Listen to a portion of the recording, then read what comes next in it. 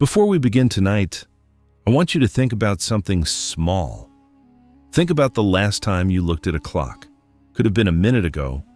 Could have been this morning when your alarm went off and you decided you had 5 more minutes. That clock didn't come from Rome, didn't come from Greece, didn't come from the great courts of medieval Europe. Think about writing. Not the alphabet, not the book, not the screen you read from. Just the raw act of pressing a mark into a surface and having it mean something. Someone had to do that for the first time. Someone had to invent it from nothing. Think about the wheel. None of it came from where you'd expect.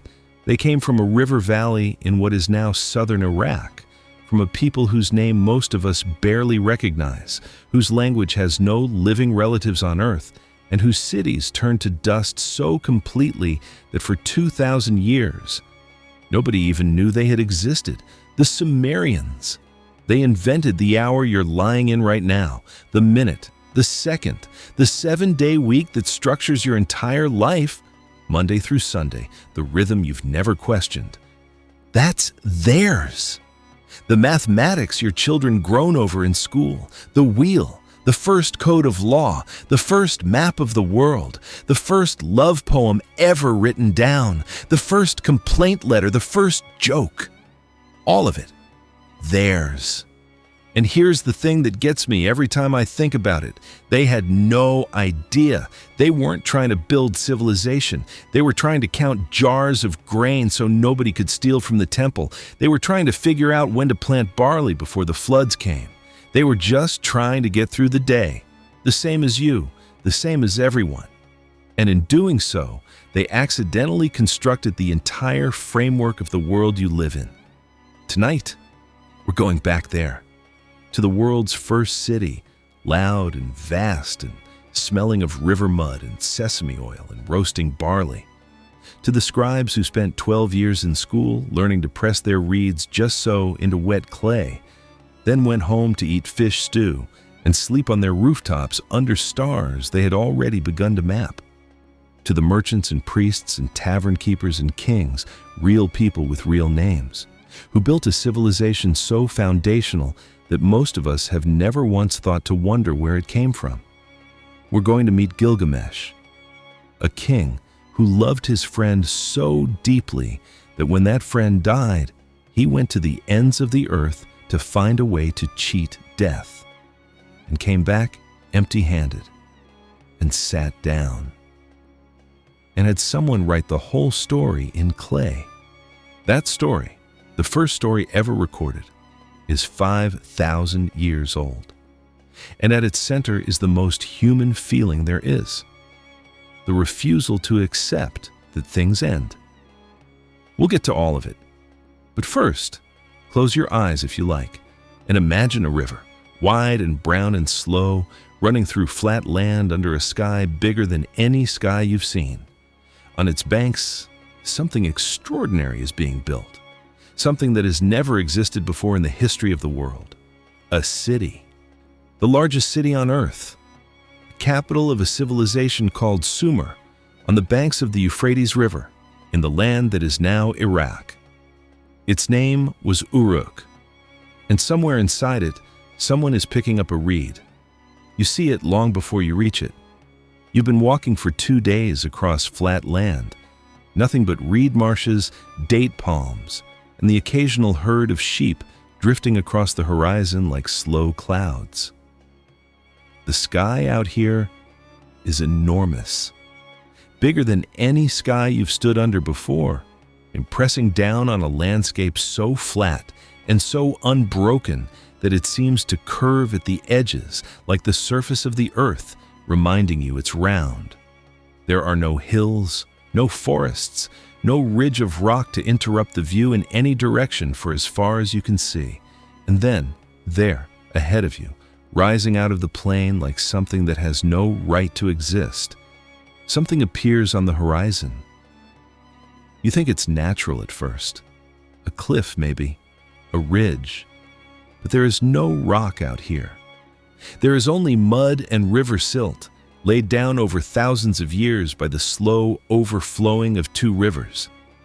So you keep walking, and the thing on the horizon keeps growing. And over the course of an hour, it slowly resolves itself into something your eyes can see, but your mind takes longer to understand.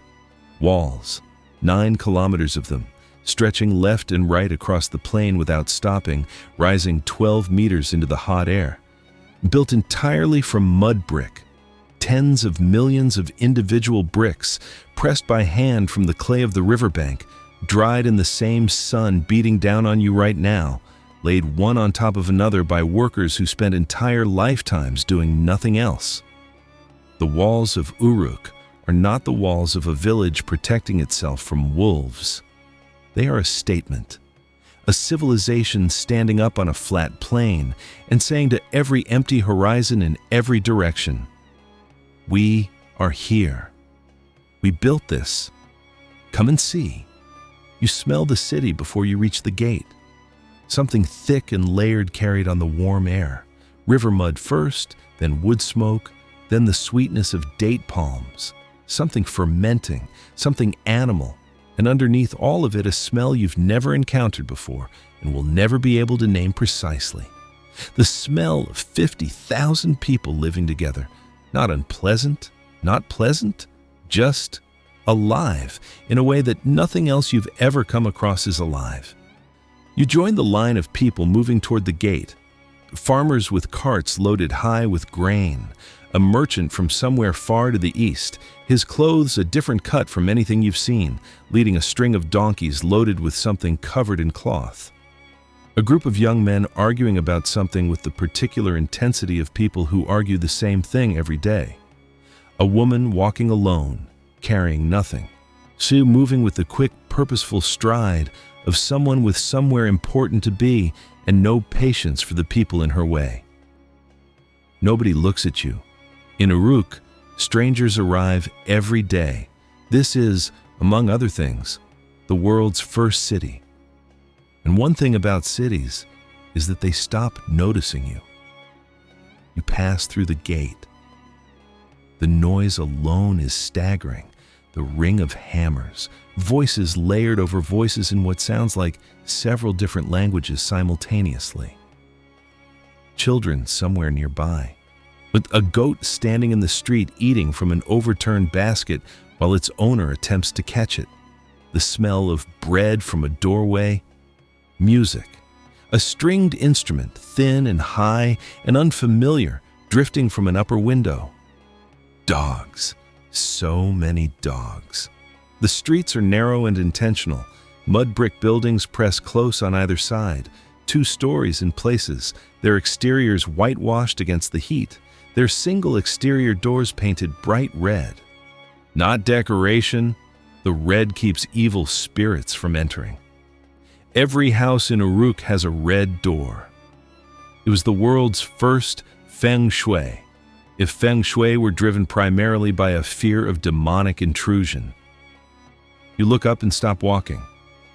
Above the rooftops, dominating the skyline the way a mountain dominates a valley.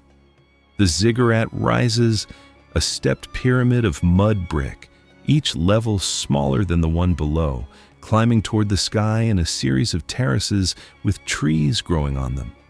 Their roots kept from waterlogging the structure by drainage channels built into the architecture by someone who understood that planting trees on a building requires prior thought about what happens when it rains. 60 meters high, its summit plastered white, catching the morning sun like a lit lamp. Its 4 faces oriented precisely to the 4 compass points, which means someone in this city understood geometry well enough to align a structure this massive with the movements of the sun. The ziggurat was the most sacred structure in Sumer, a temple mountain, the place where the Sumerians believed heaven and earth met, where only priests could climb to the top to communicate with the gods. They built their own mountain. Because the gods live in the mountains, and Uruk had no mountains, so Uruk made one. A cart almost knocks you down. You stumble aside and look at it properly, loaded with enough grain to feed 20 people through a week. The man pushing it, alone, not straining. One hand resting lazily on the wooden frame, his mind elsewhere, moving through the crowd at an easy walk. The cart rolls on 4 solid wooden wheels, turning smoothly on their axles over the stone-paved street, bearing all that weight as if weight were nothing. The wheel. You've never thought about where it came from. It was just always there, as natural as water, as obvious as gravity. But it wasn't always there. Before the wheel, and moving that grain would have required 15 men, wooden sledges, and half a morning of back-destroying work. Every heavy thing in human history moved on muscle alone, slowly, painfully, until someone somewhere noticed a log rolling under a block and had a thought so simple it seems almost embarrassing. What if you made the roller narrow, just an axle, and put a disc on each end? That's the whole invention. A disc and an axle. 2 shapes that existed separately for 300,000 years of human existence and that nobody had put together. Not in Africa, not in Asia, not anywhere. And then someone in Mesopotamia did, and the man pushing a week's worth of grain through the streets of Uruk this morning doesn't give it a second thought, because in his lifetime, the wheel has always existed and he has no way of imagining the world before it. They invented everything, the Sumerians. So even the things that feel so obvious they might as well be natural law. You walk further into the city, and then something on a wall stops you. Flat clay pressed into a recess in the mud brick, covered in small, precise marks, wedge-shaped, made with something sharp, pressed in orderly rows. Some look almost like pictures. Most don't. Numbers, you realize slowly. And next to the numbers, things being counted. A boy notices you staring. Tax records, he says, as if this is obvious. The temple owns this building. Those marks say so. You're looking at writing, and not just any writing. This, right here, in this city, in Uruk, in 3200 BCE, is where writing was invented for the first time in human history. The Sumerians did it. And like every great human invention, it didn't come from genius or inspiration. It came from necessity. Someone was stealing grain, and someone else decided to do something about it. Consider this. Uruk had grown to 50,000 people, yet somewhere in that growth the city had developed a problem that no human settlement had ever faced before at this scale. Too much to remember. In a village of 200, you know who owes what. In a city of 50,000, with granaries being filled and emptied on daily cycles, with thousands of temple workers requiring their rations tracked and distributed, and with trade goods arriving from as far as Afghanistan and needing to be logged and stored and accounted for, human memory broke down. Arguments erupted that couldn't be settled. Debts got disputed. The granaries kept coming up short, and nobody could prove what happened to the difference. So someone sat down with wet clay and a cut reed, drew a picture of a bowl next to a picture of a person. Bowl plus person equals 1 ration. Put a number next to it. And the grain theft stopped being unprovable. From that single act of bureaucratic frustration, everything followed. The marks became more complex, more abstract, faster to press, capable of representing sounds as well as objects, actions as well as things. Within a century, a scribe could write a sentence. Within 2, a story. Every word ever written in the history of the world traces back in an unbroken line of development to someone in Uruk who was furious about missing grain. The world's most important invention started as an accounting system because that's how the Sumerians worked. They invented things because they needed things, not because they were trying to be remarkable. Speaking of which, you've been waiting outside the temple for what feels like an hour, maybe 2. You were told the priest would see you at the 3rd hour of the morning, but nobody told you how to know when the 3rd hour arrives. You look at the sun. It's up. But how far up? You ask a passing worker. He squints at the sky and shrugs. You ask another. She gives you a different answer. In a village, this doesn't matter. But this is a city of 50,000 people, and when 50,000 people can't agree on what hour it is, shifts don't change, markets open late, grain sits unguarded, contracts get disputed. Everything that makes a city function requires people to be in the same place at the same time, and nobody can agree on when that time is. Then you hear something. A faint, steady dripping, deliberate, measured. You follow it into a small courtyard and find a large clay vessel with a hole bored into its base, water falling in a thin, consistent stream into a lower vessel beneath it. Marks pressed into the clay at precise intervals. A temple assistant watching it with focused patience. When the water reaches the third mark, he straightens and calls out across the courtyard. "The third hour!" he shouted, and the city moves. The night shift sets down their tools. The market opens. The scribes pick up their reeds. 50,000 people simultaneously agreeing on what moment it is. For the first time in the history of the world, that clay vessel was the world's first clock. The person who built it had tried other things first. Sundials useless at night, candles killed by wind. Nothing consistent enough. Until they noticed that water, forced through a fixed hole, always falls at the same rate. Always. It obeys something deeper than weather. Something Isaac Newton would name 4,000 years later and call physics. They built the vessel, calibrated the marks, and called the first hour. Then, they divided the day into 12 hours of light, 12 of dark. Each hour into 60 minutes. 60, because no number below 100 divides as evenly, as usefully, as fairly. The alarm that woke you this morning counted in 60s. Every hour of every day in every country on earth, and still runs on Sumerian mathematics. It started here, with a clay pot, a hole, and someone patient enough to watch the water fall. You are standing in the city where all of it started, the clock, the wheel, the written word. You don't know that yet. You're just trying not to get knocked over by another cart. You follow someone into a side street narrower than the main road. You can find yourself in a residential quarter that smells of cooking fires and something animal, and the faint sweetness of sesame oil burning in small lamps. This is where people live. The houses here share walls with their neighbors, pressed together like a city of the mind, maximizing the shade that each building casts on the next, keeping the interiors cooler in summer than the brutal sun outside would suggest is possible. The mud brick walls are thick, a foot or more of packed clay between you and the heat. The Sumerians discovered passive cooling long before anyone had a word for it. You push open a door, red like all the others, and step inside. The entrance opens into a small central courtyard, open to the sky, where the morning light falls in a clean rectangle onto a beaten earth floor.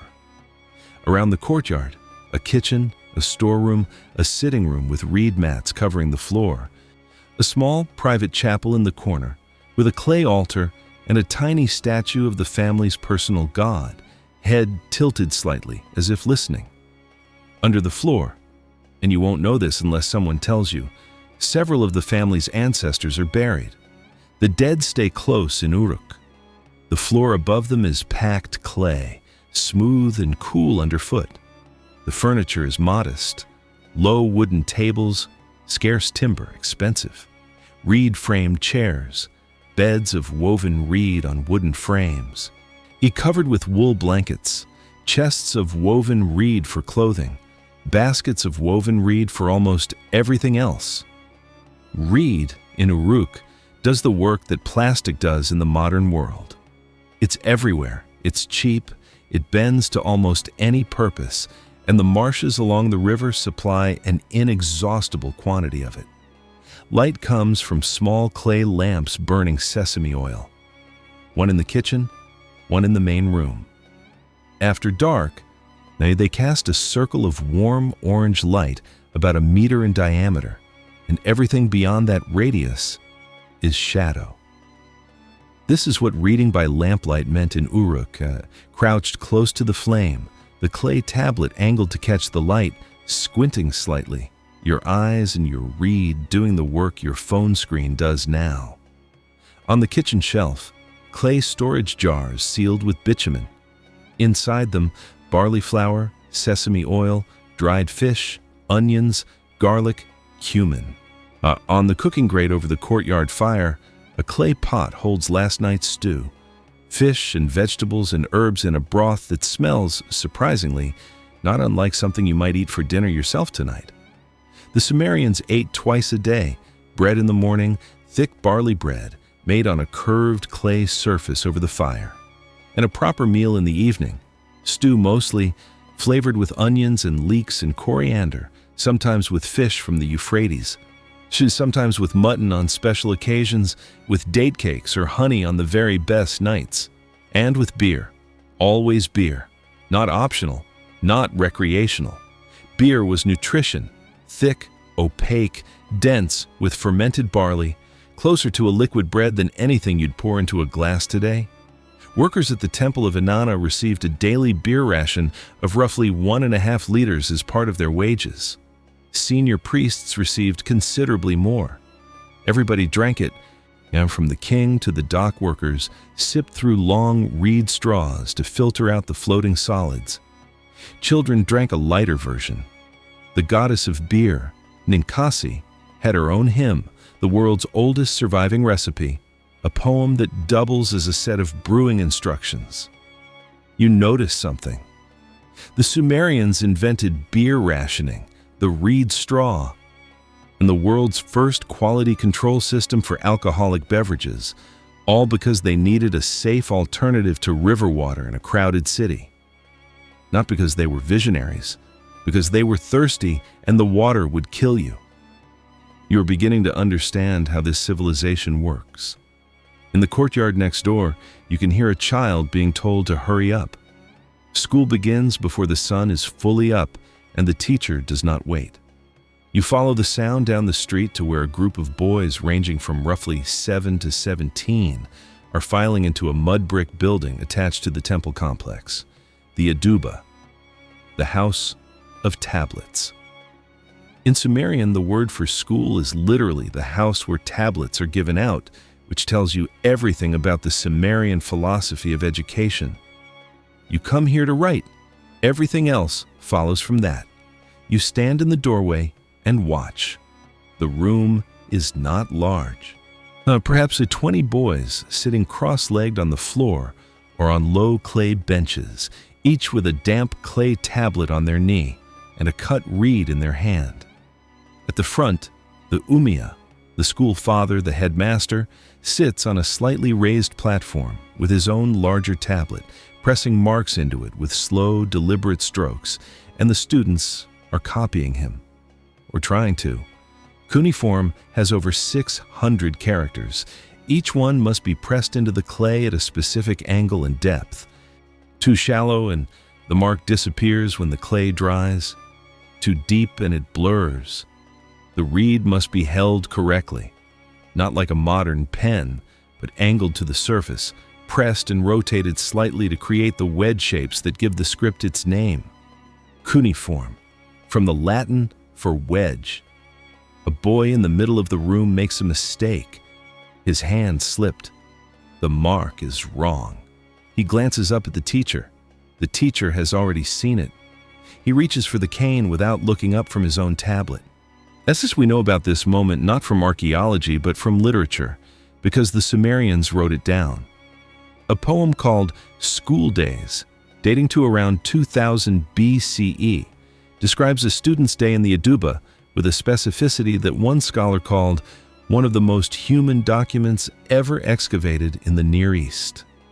The student in the poem is beaten no fewer than 7 times in a single day, for being late, for talking, for leaving his seat without permission, and for producing work the teacher deemed insufficiently neat. He resolves the problem not by improving, but by having his father bribe the teacher with new clothes and a generous meal. The teacher, touched by the gift, suddenly finds the student's work much improved. Samuel Noah Kramer, the Assyriologist who translated it, described this as the first recorded case of apple polishing in human history. The poem was used as a teaching text in the very schools it satirized, copied by students as an exercise, which means generation after generation of Sumerian schoolboys sat in their edubba, copying out a story about a boy in an edubba, beaten for poor work, bribing his teacher to escape punishment. The Sumerians, it turns out, had a fairly robust sense of irony. 12 years, starting at 7, finishing somewhere around 19. 12 years of cuneiform, mathematics, astronomy, botany, and engineering, architecture, music, law, and Sumerian literature. All of it memorized, copied, recited, and assessed by a teacher with a cane, who was, according to the tablets, paid so poorly he couldn't afford new clothes without a student's bribe. But here's the payoff. Here is why families saved to send their sons to the edubba and considered those 12 brutal years worth every beating. A graduate of the scribal school, a dub.sar, a tablet writer, had guaranteed work at every level of Sumerian society. In the palace, in the temple, in private commerce, in the courts. A scribe could read contracts, draft legal documents, correspond with other cities on behalf of merchants, keep accounts for the temple granary. In a civilization that ran entirely on clay tablets and written records, the ability to read and write was the closest thing to a superpower a human being could possess. And here's the thing that matters most. There was no law preventing the son of a fisherman from attending the edubba, no legal barrier of class or birth. The fathers of known scribes include governors and priests, yes, but also farmers, fishermen, brickmakers, tavern keepers. A poor family that managed the tuition and survived the 12 years could change their social position entirely. One good student in a generation could lift a family from the docks to the temple administration.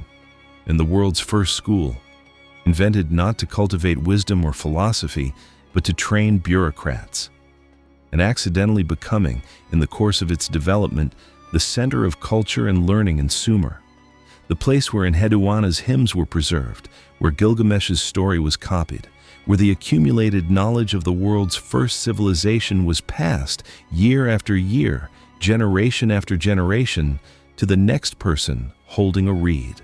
And every classroom that has ever existed is their descendant. You leave the school behind and walk toward the temple complex as the morning warms up around you. The ziggurat's shadow stretches long across the courtyard, and in that shadow, ordinary life is in full motion. A woman selling bread from a flat basket, two men in an argument over the price of copper that has clearly been going on for some time. A temple sweeper methodically working her broom across the courtyard stones with the resigned efficiency of someone who has done this every morning for 20 years and will do it every morning for 20 more. Children chasing each other around a column, a musician in the corner playing a small lyre, not performing for anyone in particular, just playing. But inside the temple itself, behind the gates that only priests may pass through without invitation, something else entirely is happening. The Sumerians believed that the gods were present in their temples, not symbolically. Actually present, embodied in the statues that stood at the center of each temple's inner sanctuary, in rooms the texts describe as knowing no light, sealed from the outside world.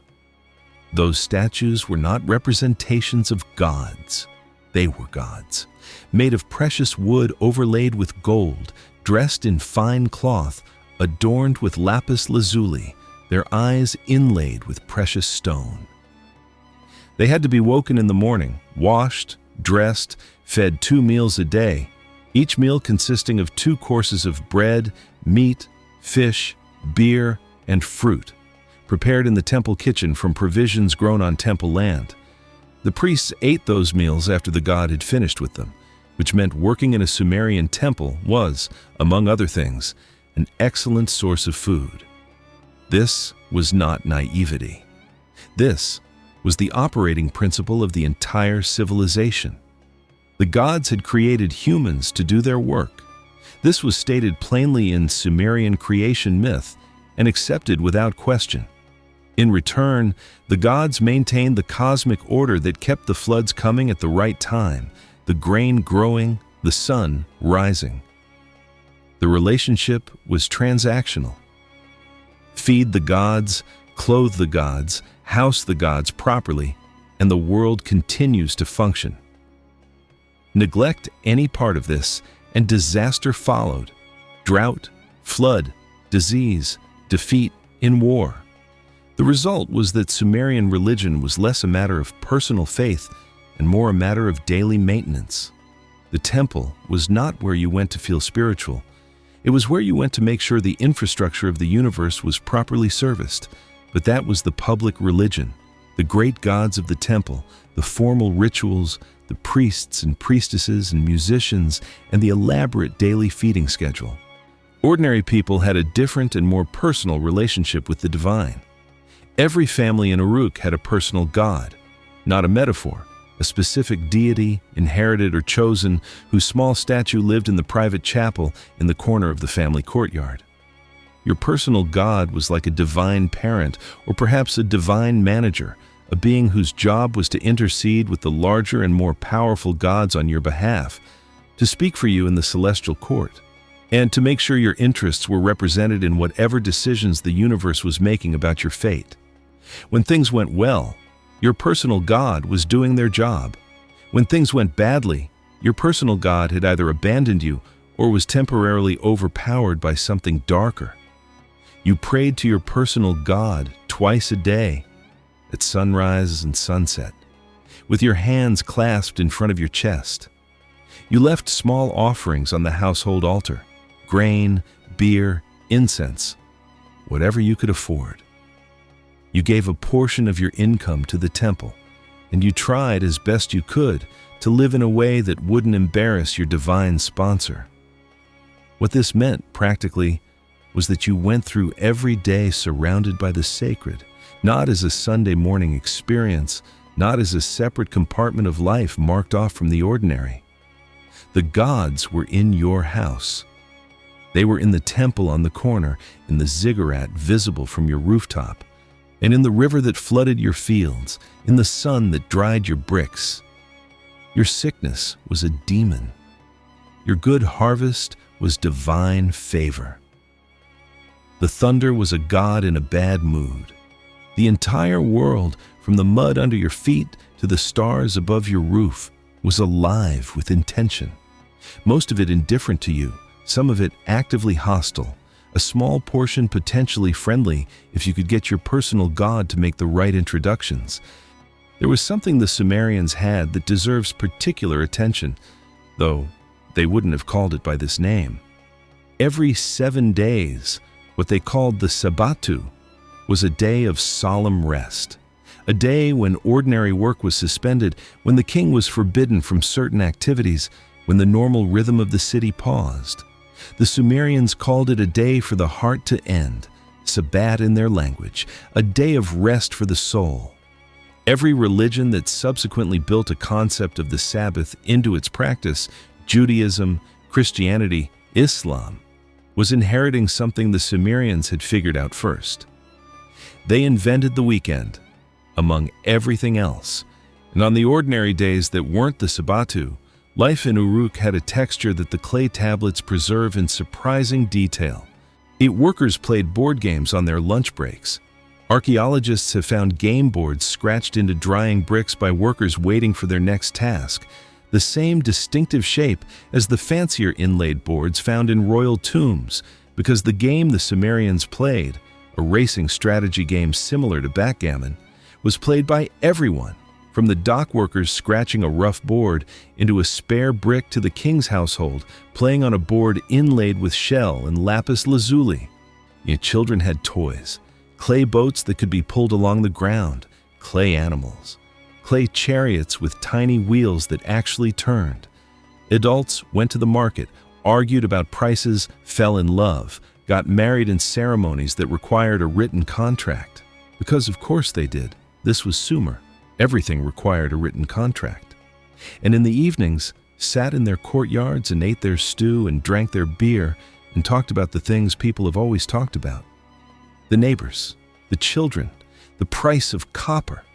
Whether Ea Nasir was ever going to fix his supply chain. Ea Nasir. You should know about Ea Nasir.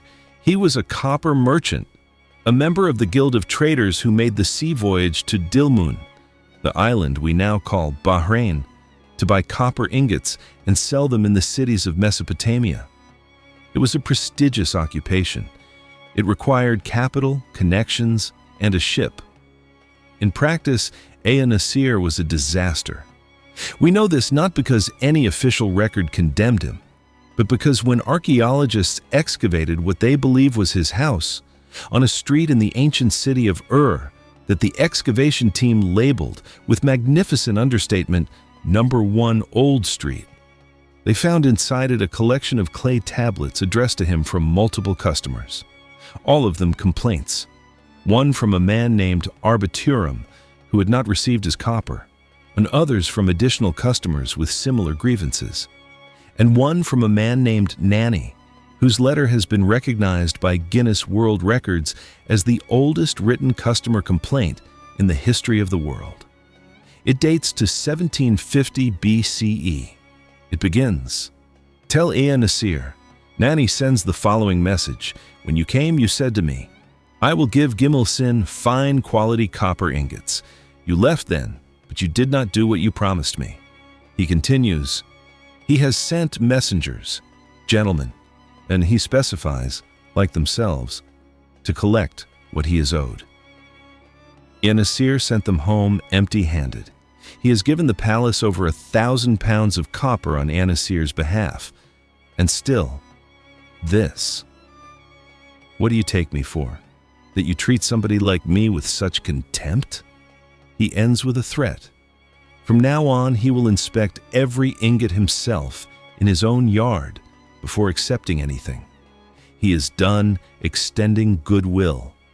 The tablet was found inside Ea Nasir's house, which means he kept it. He kept all of them. This entire archive of customer fury, this paper trail of professional failure, apparently without either resolving the complaints or throwing the letters away. Part of his house was merged with a neighbor's during his own lifetime. His creditworthiness had declined. He is, in the long record of human commerce, one of the most thoroughly documented bad businessmen in history.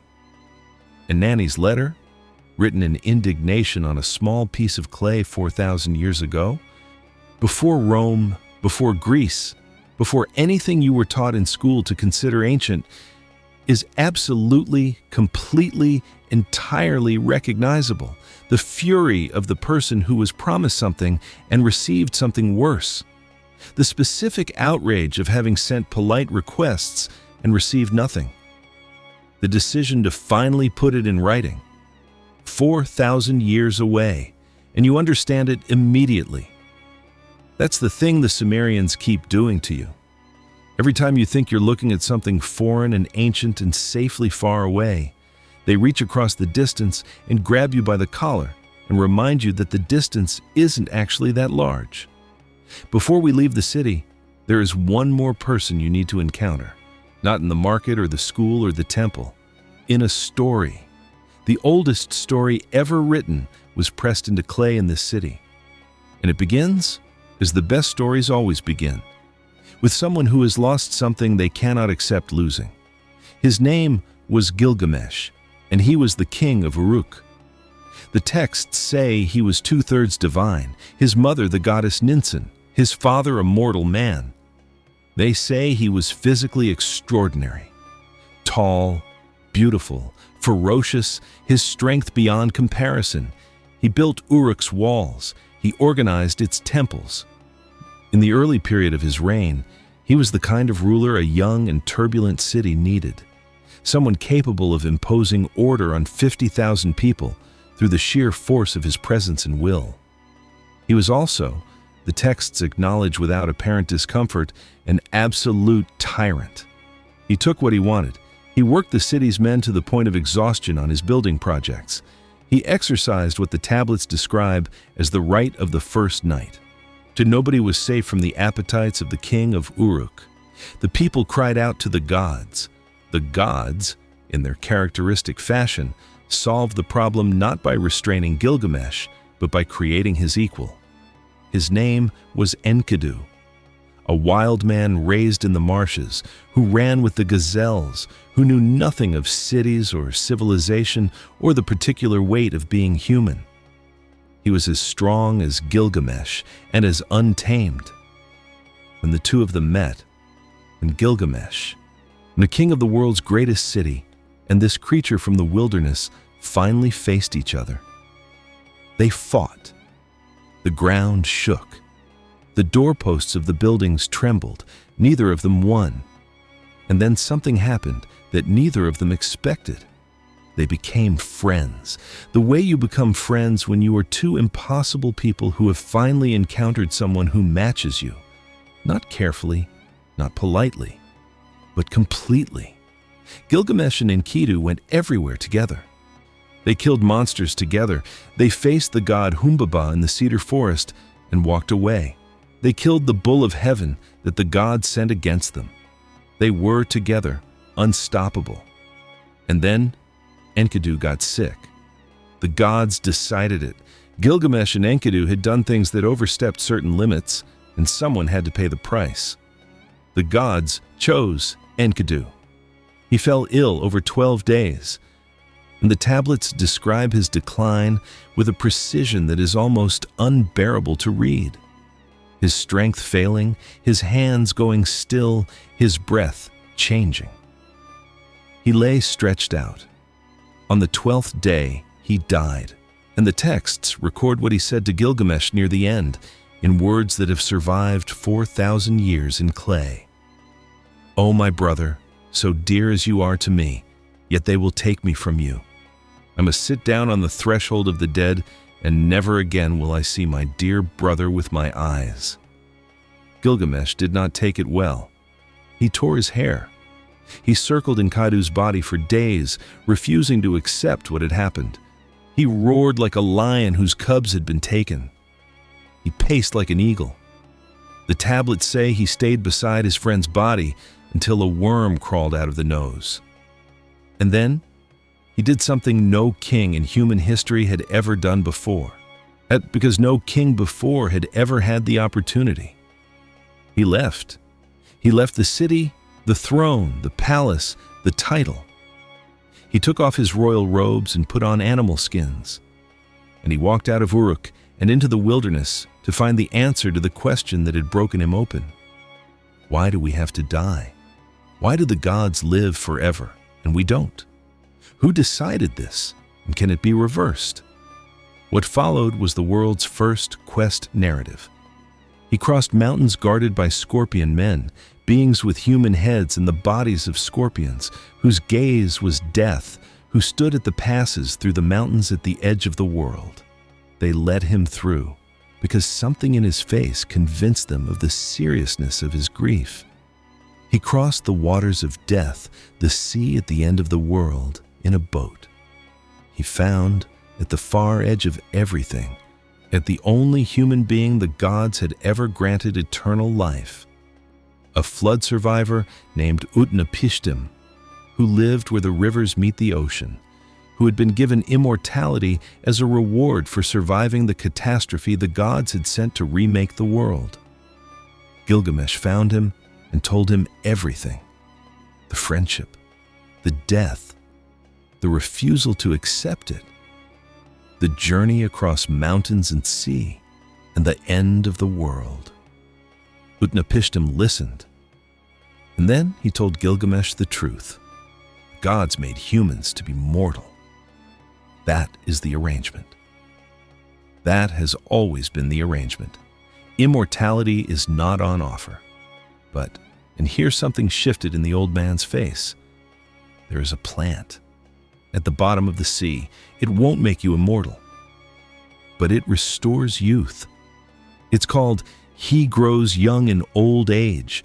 It won't undo what happened to Enkidu, but it might be something.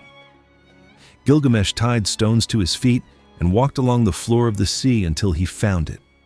He held the plant in his hands. He turned back toward home. On the return journey, he stopped at a pool to bathe. He set the plant on the bank, and a snake, drawn by its fragrance, slid out of the water and ate it.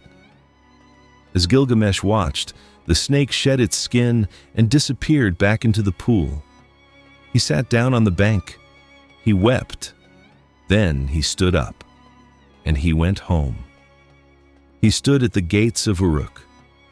After all of it, the scorpion men, the waters of death, the edge of the world, near the plant lost to a snake while he was bathing.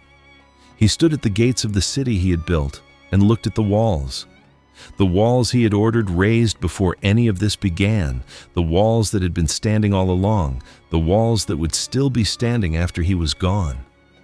And the story does something extraordinary here.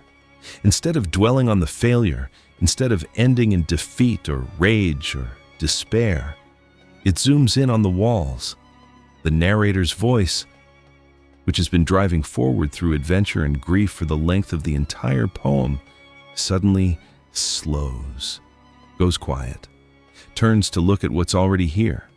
Look at the walls of Uruk, the poem says. Walk along the base, examine the brickwork, see how the foundations are laid. Is it not beautiful? Gilgamesh came back empty-handed, but he came back. He sat down and told the story to a scribe, and the scribe pressed it into clay, and the clay dried and was buried, and the city fell into dust around it, and 2,000 years passed, and an archaeologist dug it up in the ruins of a library in Nineveh in 1853, and a scholar named George Smith translated it and was so overwhelmed by what he was reading that he reportedly stood up from his desk and walked around the room pulling at his clothes, overcome by the recognition that this story, 4,000 years old, was about grief, about the refusal to accept death, about the long journey that ends not with triumph, but with coming home, about the fact that the walls are still standing. The world's first story is about what you do when you lose someone. It is 5,000 years old, and it has been true for every one of those years.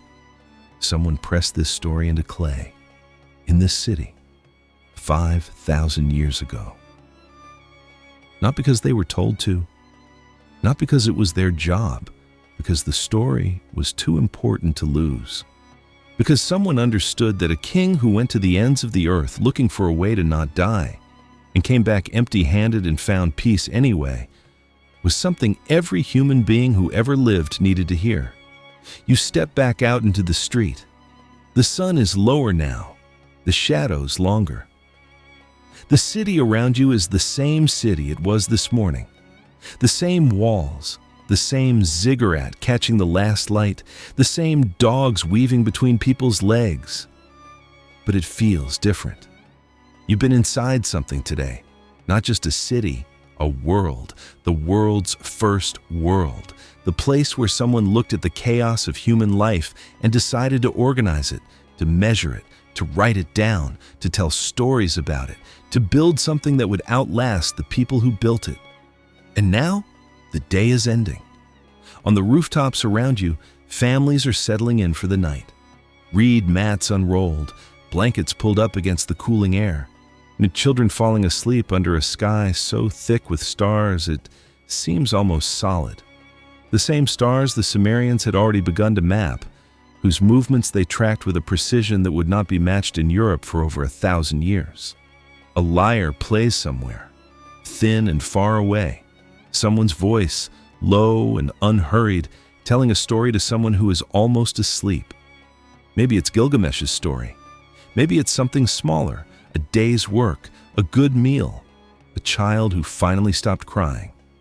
The ordinary things that don't get pressed into clay but that make up the actual texture of a life. The Sumerians built the clock and the wheel and the written word. They built the school and the law and the map. They built the world's first city and filled it with 50,000 people who argued about copper and prayed to 3,000 gods and sent their sons to school for 12 brutal years because they believed, genuinely, fiercely believed, that knowledge was worth that much. But in the end, on the rooftops, in the dark, under the stars, they had already named. They were just people, tired from the day, glad to be home, hoping tomorrow would be a little easier than today. The same as you. The same as everyone who has ever lain awake in the dark, wondering what any of it means. But Uruk, the city itself, the walls, the ziggurat catching the morning sun, that was a different question entirely. Because nothing that rises this fast, this high, stays at the top forever. Now, something was coming. Something that would take everything the Sumerians built and make it bigger, more powerful, more dangerous than anyone lying on these rooftops tonight could possibly imagine. But the man who finally did take it didn't arrive with an army first. He arrived with a cup.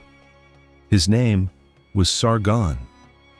And before he was anything else, he was a servant. The details of his early life come to us through a text called The Legend of Sargon, written down centuries after his death, in the tradition of origin stories that every great figure eventually accumulates. Whether every detail is literally true is a question historians still argue about. What is not argued is this: a man named Sargon rose from the very bottom of Mesopotamian society to build the world's first empire. That happened. The clay tablets say so. According to his own account, and Sargon was not a man burdened by false modesty, he was born to a mother who could not keep him. She was a temple priestess, possibly one of the order attached to the goddess Inanna, whose clergy occupied a complicated social position, revered, powerful, and forbidden from raising children.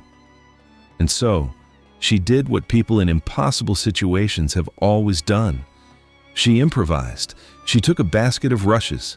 She sealed it with bitumen, the same black tar the city used to waterproof its boats and line its canals. She placed her infant son inside. She set the basket on the Euphrates River and let it go. Now the river carried it downstream. A man named Akkad, a water drawer who spent his days hauling the river's water up to the city in clay jars, spotted the basket in the current and pulled it out. He looked inside. He found a baby. He took him home and raised him as his own son, teaching him to grow dates, to tend gardens, to work the land. That is where Sargon began. Not in a palace, not in a temple, in a garden on the banks of a river, learning to grow things from the ground.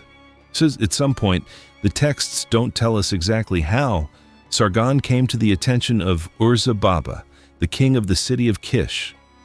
He was taken into the palace, given a position, and eventually, for reasons that remain unclear, appointed cupbearer to the king. The title sounds humble. It wasn't. A cupbearer in the ancient world was not a waiter. He was the person who handled the king's drink, which meant he was the person closest to the king, most trusted, most privy to the inner workings of the court. He heard everything. He saw everything. He learned how power worked from the closest possible distance, and Sargon, whatever else he was, learned fast. Then came the dreams. Uruk dreamed of the goddess Inanna, drowning him in a river of blood. Sargon dreamed of the same goddess. Only in his dream, Inanna favored him. The king heard about his cupbearer's dream and became frightened. A cupbearer dreaming of divine favor was not a comfortable thing for a king to contemplate. He decided Sargon needed to go. What followed reads like something from a spy thriller written 4,000 years before the genre was invented. Uruk sent Sargon to a rival king named Lugal-Zagsi with a clay tablet. The tablet appeared to be a diplomatic message.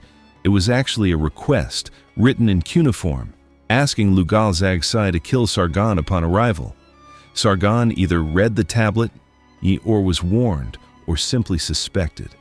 He convinced Lugalzagsi not to kill him, and instead proposed an alliance against their mutual enemy. The two of them overthrew Ur-Zababa together. Then, for reasons the texts describe only as inevitable, Sargon and Lugalzagsi turned on each other. Sargon won. He captured Lugalzagsi and paraded him through the city of Nippur in a neck yoke, a wooden collar used for prisoners, before the gate of the city's great temple. It was a statement, and not just military, but theological. The gods had chosen Sargon, and the proof was here, walking in chains before you. That was the beginning. From there, Sargon did not stop. He marched south and took the Sumerian city-states one by one. He marched north and east into territory no Mesopotamian ruler had ever controlled. He crossed what is now Syria, pushed into Anatolia, possibly touched the Mediterranean coast. He called himself King of the Four Quarters, meaning king of the entire world, and in all four directions. And if that sounds grandiose, consider that in 2334 BCE, he wasn't entirely wrong. The world his contemporaries knew, he controlled. He built a new capital city called Akkad. Its exact location has never been found. It's one of archaeology's great mysteries, a capital city of the world's first empire that simply hasn't turned up yet, somewhere under the soil of modern Iraq. But it was real. It was magnificent. And from it, Sargon administered something that had never existed before. An empire, not a city-state, not a collection of allied towns. An empire, a unified political entity spanning hundreds of kilometers, home to multiple languages and ethnic groups and religious traditions, all administered under a single authority. He standardized weights and measures across it so that a merchant in the north and a merchant in the south could trade without confusion. Now he built roads, the first road network in history, primarily for troop movement, but trade followed inevitably behind the soldiers. He created the world's first professional standing army. Soldiers paid wages to fight rather than farmers called up in emergencies. He invented, or at least significantly developed, the idea of a postal system. Clay tablets sealed in clay envelopes sent between cities, so private and official correspondence moving through the empire on a system that would not be substantially improved for another 3,000 years. The Sumerians found themselves living, as one historian put it, as foreigners in their own cities. Akkadian officials ran the administration. Akkadian soldiers garrisoned the walls. The Akkadian language was imposed as the language of official business. And yet, Sargon was too clever to simply crush what he'd conquered. He kept the Sumerian religion, honored the Sumerian gods, learned to write in Sumerian himself. He understood something that every successful empire builder since has had to learn. You can take a people's political independence and survive. Take their gods and their language and their stories, and you will have a rebellion on your hands within a generation. So he found a different way to make his empire hold together. He sent his daughter to Ur. Her name, as high priestess of the moon, god Nana, was Enheduanna. It was a Sumerian name given to an Akkadian woman, the daughter of the conqueror, installed in the most sacred position of the conquered. And whatever political calculation lay behind her appointment, what she did with it went far beyond anything her father could have planned. Enheduanna was the first author in human history whose name we know. Not the first person to write. Writing had existed for 1,000 years by the time she picked up a reed. But she was the first person to sign their work, the first to say, "I wrote this, I specifically." Not a scribe following instructions, not an anonymous temple functionary. Me. She signed her name to 42 hymns to the temples of Sumer and Akkad. She signed her name to 3 major poetic cycles addressed to the goddess Inanna. And in doing so, she did something that no human being had done before and that every writer since has done without thinking. She claimed ownership of her own words. Think about what that means for the entire previous history of writing. 1,000 years of clay tablets recording grain counts and legal disputes and royal proclamations. Nobody had signed anything with the intention of being remembered as its author. Writing was functional. It was bureaucratic. It was a tool like a scale or a measuring cup. Enheduanna made it something else. Her greatest work, The Exaltation of Inanna, is not just a religious hymn. It is a personal document. Halfway through the poem, she tells her own story, something that had never been done before in recorded literature. A rebel named Gilgamesh invaded Uruk while Sargon's authority was weakening in his old age. He ransacked the temple. He killed the attendants. He stripped Enheduanna of her titles, her office, her home. And then, in her own words, he made her fly out of the temple like a swallow, sent into exile, wandering in thorns, stripped of everything she had built over 40 years. She writes about it with a rawness that is startling across 4,000 years. I went to the light, but the light burned me. I went to the shadow, but it was shrouded in storms. She was not performing grief for a ritual audience. She was writing through it, the way people have always written through the things they couldn't otherwise survive. The way you put something into words because the alternative is to let it exist only inside you, where it will eat you alive. And then she prays to Inanna. She calls on the goddess she has served for 40 years, the goddess she has sung to in empty temple chambers with only musicians for company. The goddess she has spent her life exalting in language more vivid and fierce than anyone had ever managed before. Inanna hears her. Enheduanna is restored. The rebel is defeated. And she returns to Ur and finishes the poem she started in exile. She describes giving birth to it, not writing it, not composing it, but giving birth to it, the way a mother gives birth to a child, with all the effort and pain and subsequent love that implies. The poem survived in nearly 100 different manuscripts, copied and recopied for 500 years after her death. Scribes training in the temple schools were assigned her work as part of their curriculum. For half a millennium, and the words of Enheduanna were considered essential knowledge, the foundation that any educated person in Mesopotamia needed to understand.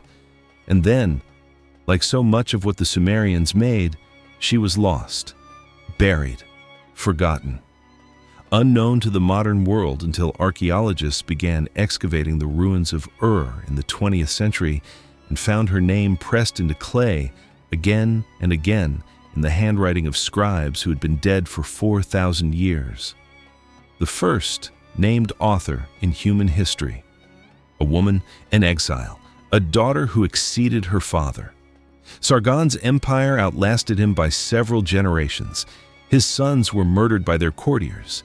His grandson, Naram-Sin, one of the most militarily successful rulers in Mesopotamian history, declared himself a god, the first ruler ever to do so, and put a horned tiara on his head to prove it. He won battles. He built monuments. He was, by any conventional measure, extraordinary.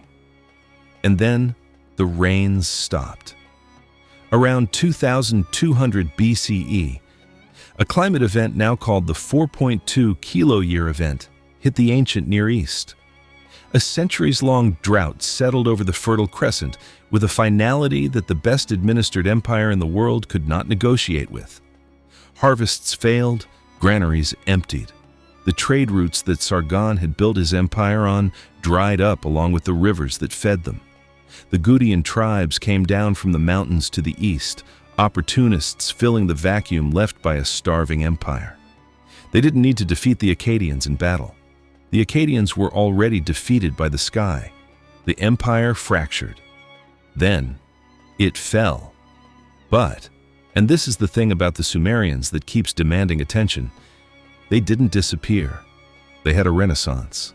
The third dynasty of Ur rose from the wreckage of the Akkadian Empire, around 2112 BCE, and for a century it was extraordinary. Great art, great architecture, enormous administrative sophistication, and a king named Ur-Nammu, who did something that Sargon, for all his conquests, had never quite managed. He wrote down the law. Not Hammurabi. Hammurabi came 300 years later and gets most of the credit in the history books. Ur-Nammu's law code predates him by centuries, and it is remarkable not for its severity, but for its mercy.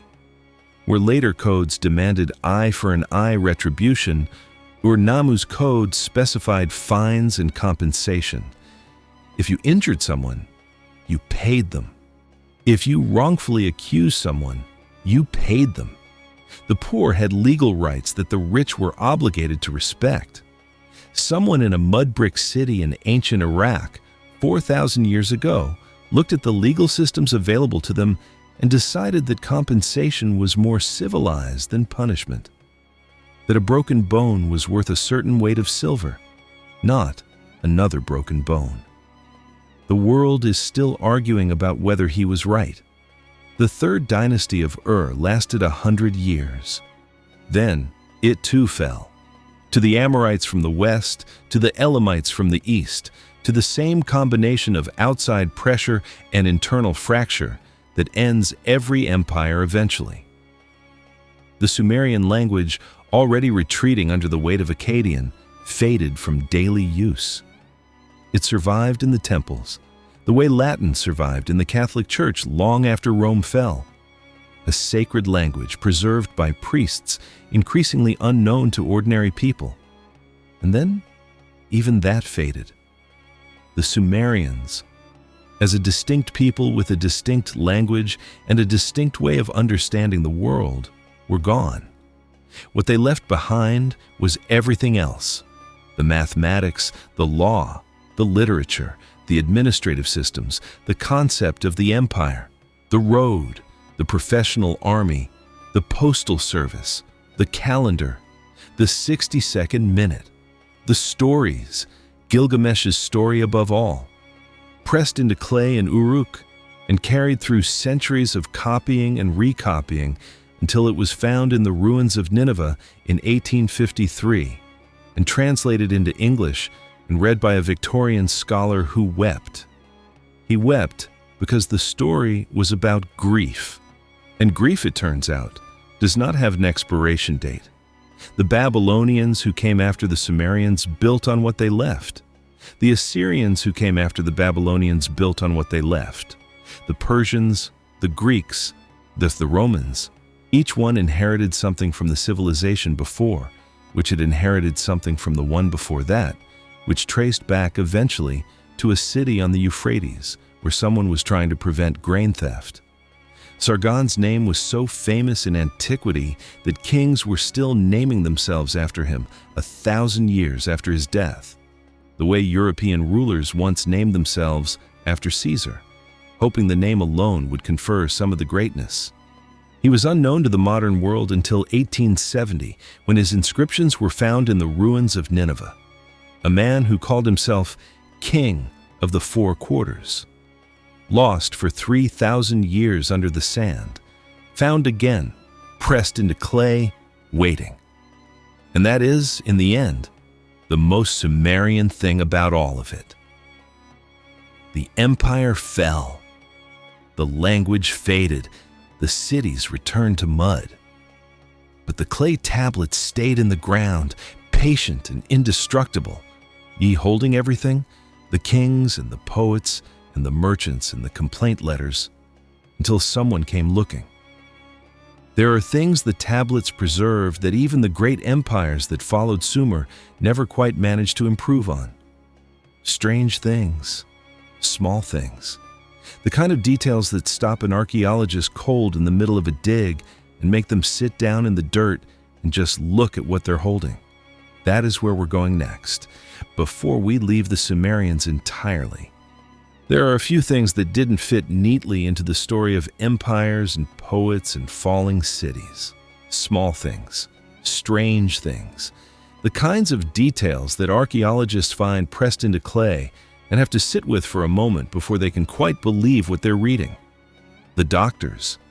Sumerian medicine was, by any reasonable measure, impressive.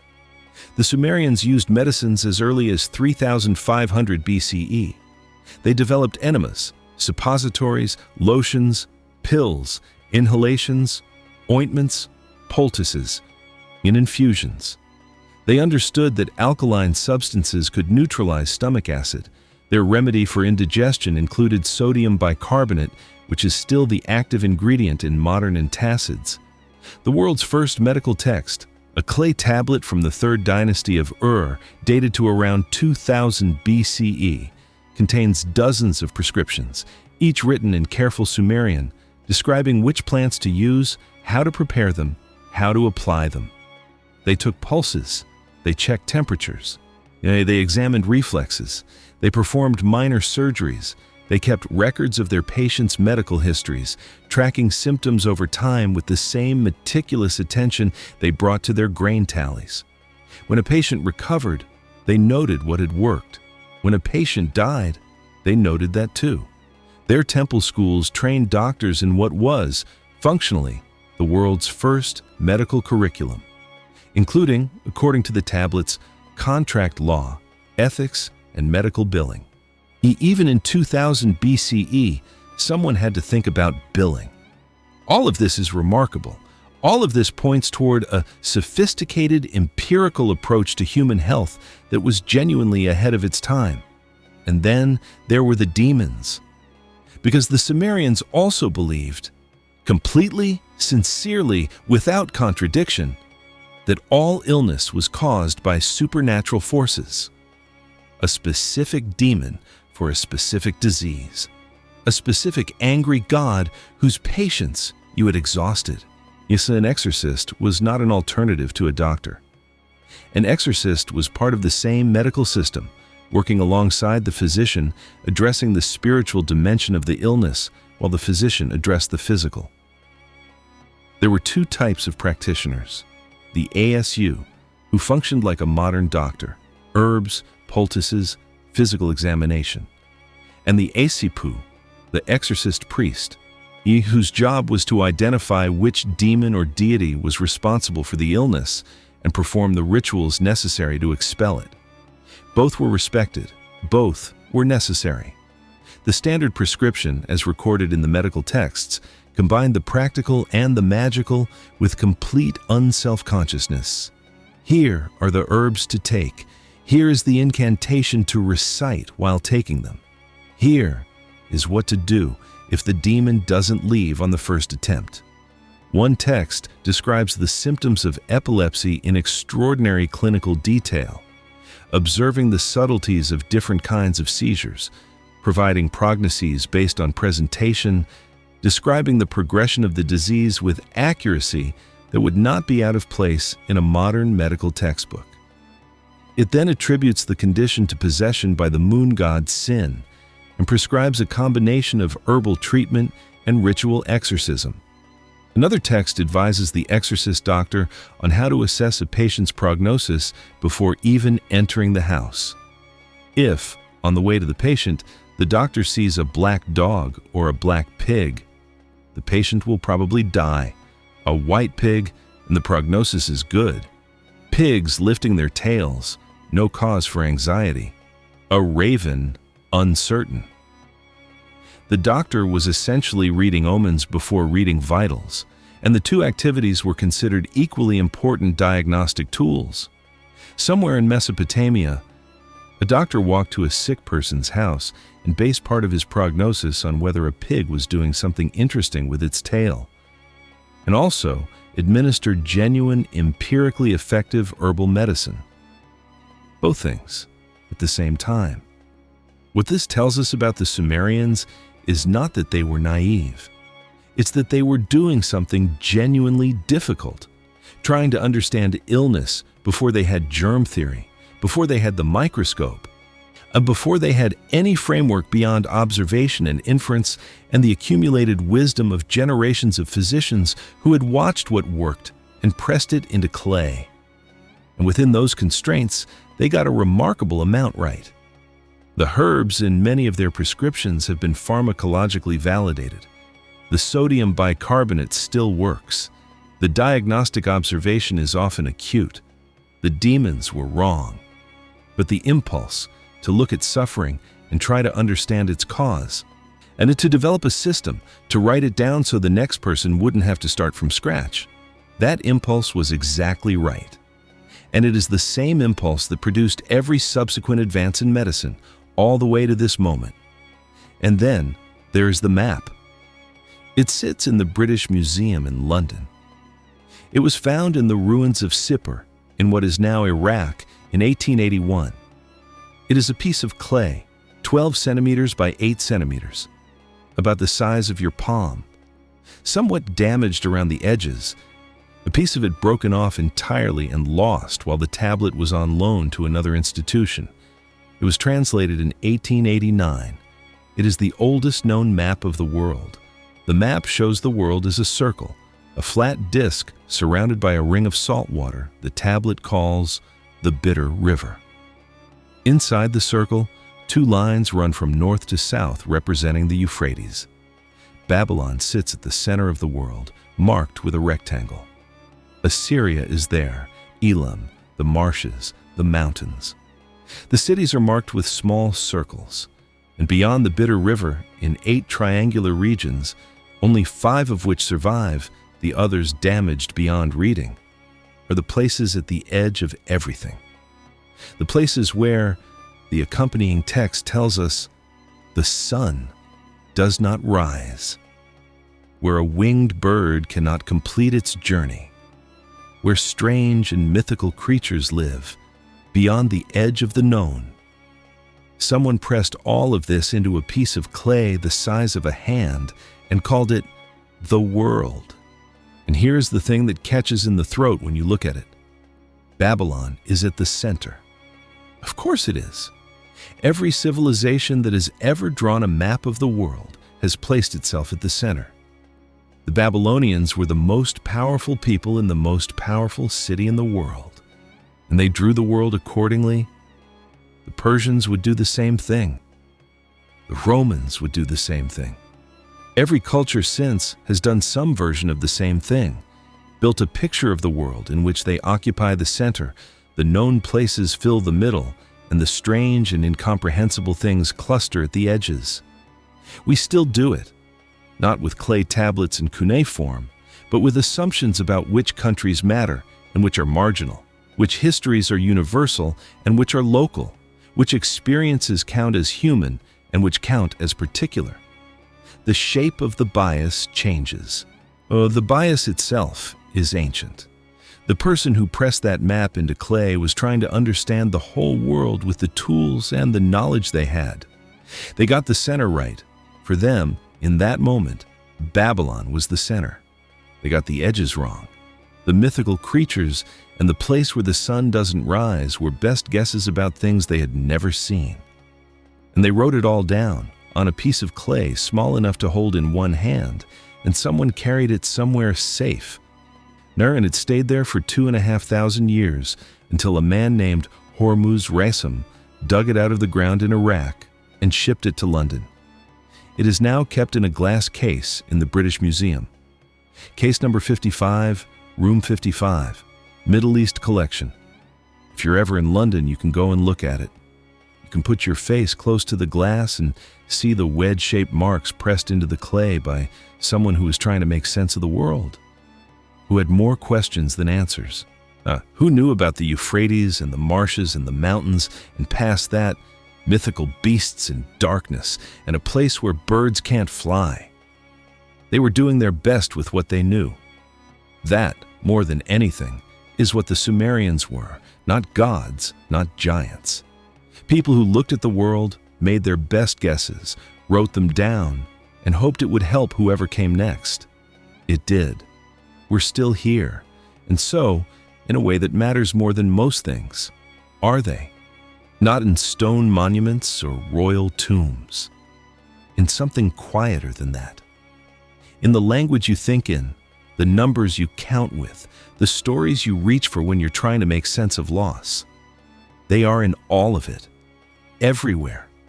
Invisible and permanent, the way the foundations of a building are invisible once the walls go up. It's time to say goodnight to the Sumerians and their city of Uruk, but not yet to what they left behind. There is something that has been sitting quietly underneath everything we've talked about tonight. Something that keeps coming back the longer you spend time with the Sumerians. We don't know what they called themselves. Think about that for a moment. The word Sumerian, the name we use for them, the name that appears in every history book, the name pressed into the title of tonight's video. That word comes from Akkadian. It's what their neighbors called them. What the people who absorbed their civilization, borrowed their writing system, worshipped their gods, and eventually replaced their language called them. The Sumerians called their land Ki-en-gir.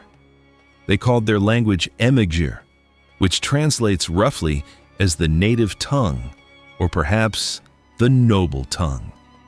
The exact meaning of Ger is still debated. There are things about the Sumerians that we simply cannot recover, gaps in the record that no amount of archaeology will ever fill, in questions that will remain open for as long as people are curious enough to ask them. And their language. Their actual language, the sounds of it, the way it moved in the mouth, the rhythm of a sentence spoken aloud in a mud brick house in Uruk 5,000 years ago, is gone in a way that is final and complete. Sumerian is what linguists call a language isolate. It has no known relatives, not living ones and not dead ones either. Every other language on earth belongs to a family. You can trace English back through Germanic to Proto-Indo-European, find its cousins in Hindi and Greek and Persian, follow the branching tree of human language back toward its roots. Sumerian has no tree. It stands alone. Whatever languages it might have been related to, whatever family it once belonged to, those relatives died without being recorded, and the connection was lost forever. It has no obvious relatives, living or dead. It must have had relatives in the past, but these have all died out without any of them being recorded. A language without a family, without ancestors anyone can name, without descendants. An entire way of speaking and thinking and understanding the world, gone so completely that the best linguists alive today cannot find its relatives anywhere on Earth. And yet, Sumerian continued to be used as a sacred, ceremonial, literary, and scientific language in Akkadian-speaking Mesopotamian states, and such as Assyria and Babylonia, until the 1st century AD. For 2,000 years after it stopped being anyone's mother tongue, scribes kept writing it. Priests kept praying in it. Students kept copying its literature in temple schools, working through Enheduanna's hymns and Gilgamesh's story, the way students in medieval Europe worked through Latin texts, not because it was alive, but because it was too important to let die entirely. The last cuneiform tablet written in Sumerian dates to approximately 75 AD. Somewhere in what is now Iraq, in the 1st century of the Common Era, a scribe pressed a reed into clay one final time in a language that hadn't been spoken as a mother tongue for 2,000 years. And then they set the tablet down to dry and walked away. And nobody wrote in Sumerian again. The tablets stayed in the ground. The cities crumbled back into the flat plain they had risen from, mud returning to mud, as it always does. The walls and temples and schools and marketplaces dissolving slowly back into the soil of the river valley until there was nothing left on the surface. Nothing to indicate that anything had ever been there. For 2,000 years, the world forgot the Sumerians existed. Then, in the middle of the 19th century, European archaeologists began digging. They found the walls first, then the tablets. Hundreds of thousands of clay tablets, suppressed with the same wedge-shaped marks that a bureaucrat in Uruk had invented to prevent grain theft 5,000 years earlier. They dug up Enheduanna's hymns. They dug up Ur-Nammu's law code. They dug up Ea-Nasir's house with its archive of unanswered complaints. They dug up the Epic of Gilgamesh, found in the ruins of the Library of Nineveh in 1853, recognized as something extraordinary, translated into English, and read by a scholar named George Smith, who was so overcome by what he was reading that he reportedly stood up from his desk and began walking around the room, pulling off his clothes in excitement, unable to contain himself. He had just read the flood story, the story of a man warned by the gods that a great flood was coming, who built a great boat, filled it with animals, survived the catastrophe, and came to rest on a mountaintop when the waters receded.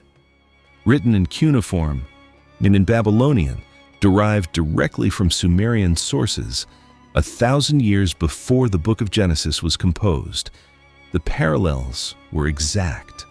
The story the Sumerians had pressed into clay had traveled through Babylonian scribes, through centuries of copying and recopying, into the oldest stories of Western civilization. It had been sitting in the Bible the entire time, and nobody had known where it came from. George Smith resigned from the British Museum and went to Nineveh himself to look for the missing pieces of the tablet. He found them. And then he died in Aleppo of dysentery at the age of 36, having spent everything he had chasing the oldest story in the world across the desert. Some things are worth that. Here's what the Sumerians left: the hour you wake up to, the minute, the second, the 7-day week, the mathematics your children study, the concept of the city, the wheel, the road, the professional army, the postal system, the law code, the map, the medical prescription, the love poem, the complaint letter, the flood story, the idea that knowledge can be written down and given to the future as a gift. In Gilgamesh's story, the world's first story, which is about a man who went to the ends of the earth looking for a way to not be mortal, came back empty-handed and found that the walls he had built were still standing, that the city was still alive, that the things you make outlast you, that this is enough. The Sumerians didn't know they were building the world. They were counting grain jars and figuring out when to plant barley and trying to keep track of who owed what to whom. They were going to school and coming home to fish stew and lying on their rooftops at night looking up at the stars that they had already begun to map. They were writing angry letters to merchants who sent them substandard copper. They were standing in temple courtyards and singing to gods who may or may not have been listening. They were just trying to get through the day, the same as you, the same as everyone who has ever lain awake in the dark wondering what any of it means. And what it means, as far as the Sumerians can tell us, from 5,000 years away, pressed into clay that somehow survived everything, is this: you build, you write, you stay. You press your voice into whatever material is available, one in whatever language you were given, and you trust that someone, somewhere, sometime will find it. They did that. And someone found them. Sleep well. Dream of river cities and lamplit evenings in a sky so thick with stars, it seems almost solid. And if you wake tomorrow to an alarm that counts in 60s, in a city that someone had to build first, governed by laws that someone had to write first, remember the people who did all of that without a single example to follow, without knowing whether any of it would last. It lasted. They kept going. So do we. Good night.